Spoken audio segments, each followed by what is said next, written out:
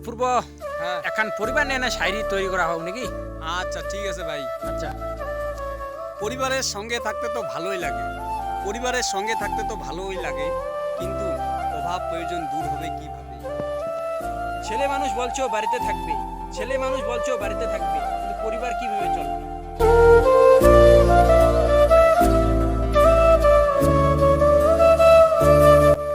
টাকা কামাও ভাই, টাকা কামাও ভাই, কারণ যতক্ষণ না কামাবে টাকা, বাইরের লোকের কথা ছেড়েই দাও, নিজের ঘরের লোকের কাছে হয়ে যাবা বোঝা।